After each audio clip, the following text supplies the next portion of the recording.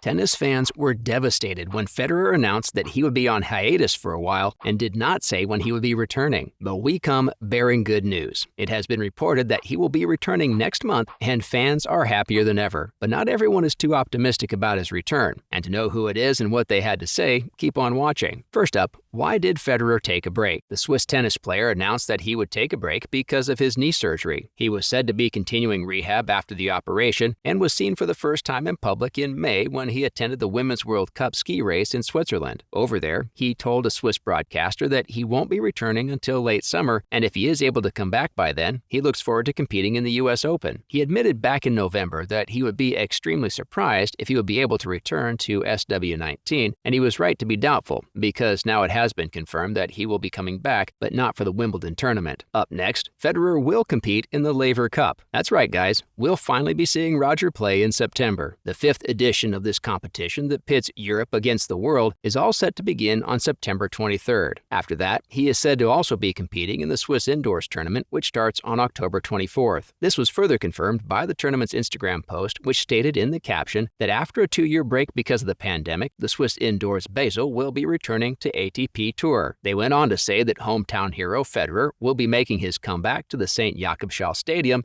and he also confirmed on the same post that his initial agenda includes the Laver Cup in London, followed by the Swiss Indoors in Basel. The 10-times singles champion also posted an Instagram story saying that he looks forward to playing back home. Federer has won his hometown tournament 10 times and collected his most recent title the last time the event was held in 2019. And then let's talk about what Fernando Gonzalez had to say about Federer's return. Federer has a lot of trophies and titles that he's won in his career, which is why he's been mentioned as one of the best players in tennis history multiple times. This is why a lot of people are confident that his comeback will also be successful, but some do have their reservations. While talking to Clay, the 2007 Australian Open finalist Fernando Gonzalez stated that it won't be so easy for Federer to continue his winning streak, especially considering he's coming out of such a long break. He went on to say that it all depends on Roger's health, and we have to agree to that, of course. It is not what it used to be. Now at 41 years old and adding to the surgery, one can't expect the Swiss tennis player to be in the winning form that he was in previous years. Fernando added that Roger's main problem will be how his body will react to a sequence of close matches. He went on to say that he's doubtful whether Federer will hold another Grand Slam title, but he's positive he can play a good game if his knee allows him to. Gonzalez also sounded positive that Roger can do something interesting in the 3-set tournaments. But we guess that we'll have to wait till September to see if Gonzalez's predictions were right or not. Let's now talk about Federer's position in the men's single major titles leaderboard falls. While the Swiss player has been recovering, his peers were able to surpass him during this time. Some people have even gone on to say that this has been his longest major title drought, as he has gone 4.5 years without a Grand Slam title. During this time, Rafael Nadal and Djokovic have surpassed the Swiss legend on the all-time major leaderboard. Nadal had been able to level with Federer when he won his 13th Roland Garros title back in 2020, while Djokovic won his Wimbledon for the 6th time last year. Ever since then, Nadal has won the Australian Open and this year's Roland Garros. Djokovic also won his 21st major title, the 7th Wimbledon, a few weeks back, which made him move ahead of Roger. Currently, Rafael is number 1 on this list, followed by Djokovic in 2nd place, putting Roger in 3rd place in the men's single title. Finally, will Federer be retiring anytime soon? Nearing the age of 41 and having gone through multiple knee surgeries, many believe that Roger's time as a professional tennis player might be coming to an end soon. But don't get too upset, because he stated that he does want to leave on his own terms and not because some people don't believe in him anymore. While talking to Tribune de Genève in November last year, he stated that even though he knows that the end is near, he's trying to stay positive. He wants to try and play some big matches, which won't be easy for him, but he doesn't want to go down without a fight. He went on and made it clear that his life isn't going to fall apart if he doesn't play another Grand Slam final, but it's still his ultimate dream to get back on the tennis courts. He also went on to say that he wants to see what he's capable of as a professional tennis player one last time, and stated that he wants to say goodbye in his own way. He also talked about his time in the rehabilitation center and stated that the reason he took such a long break and invested his time in rehab was to come back in the best form possible. While we're glad that Federer has worked worked hard to get back in his form, his comments do hint that this could be his last Grand Slam. Nonetheless, we're still excited about his comeback and can't wait to see him play in the Laver Cup. Now, in other related news. Up first, fans surprised about Kate Middleton and Roger Federer's partnership. Here's a partnership we're sure none of you could have predicted. The King of Tennis and the Duchess of Cambridge have reportedly joined forces to raise money for charities. The two announced that the proceeds raised from the sales of the tickets to the Laver Cup will raise funds for organizations that focus on supporting disadvantaged and vulnerable children. Both the organizations that will be receiving these donations are Kate's patronages. The first one is Action for Children, of which Kate became the royal patron in 2016. And the second one is the Lawn Tennis Association, whose patronage the Queen passed on to the Duchess in the same year. While the fans were surprised to hear about this partnership, they still had high praises for both the Duchess and Prince William. Next up, Nadal likely to surpass Federer's age-related record. Seems like Nadal has been on a roll ever since Roger's hiatus. Currently, he is the oldest number one in the ATP Tour history, as he held that position when he was 36 years old. But if the Spanish player wins at the US Open, chances are he'll take the crown from Roger. But this won't be easy. In order to be number one, Nadal has to be number one by May 2023, because only then will he be 36 years old. But will he be able to win the Open? It's hard to say, especially since he was kicked out of Cincinnati in the first round, which got people wondering if he was in the best shape to win a Grand Slam. He explained that he had been experiencing a little problem with his abdomen, but is positive that he will be able to manage it soon. In the end, he stated that this year has been fairly generous to him, and he hopes 2023 will be even better. Lastly, Nadal to miss the Davis Cup group stage. It was revealed recently that Carlos Alcaraz will be leading Spain against Djokovic's Serbia in the Davis Cup group stage. Rafael wasn't named on the Spanish team. According to sources, the 22-time Grand Slam champion had to pull out because of his abdominal injury. The injury also caused him to not be able to compete in Wimbledon right before the semifinals. It looks like the injury has been a big inconvenience to his career, as it also kept him from this month's hardcourt warm-up event before the US Open in Montreal, which will be taking place in New York. Andy Murray was reportedly named to Britain's team that will be facing the United States, Netherlands, as well as Kazakhstan. The former world number one will be competing in the tournament for the first time since 2019. The German team will be led by Alexander Zverev, who was also on a hiatus in June because of his surgery to repair torn ligaments in his right ankle. The team is set to play against France, Australia, and Belgium. Marin Cilic will be leading Croatia against Argentina, Sweden, and Italy. The two winning teams from each group will move forward to the final round in November in Malaga, Spain. That's a wrap for this video. What do you think about Fernando Gonzalez's statements about Roger Federer? Let us know in the comments below. Make sure to give this video a thumbs up and subscribe to our channel for more videos like this. See you in the next one.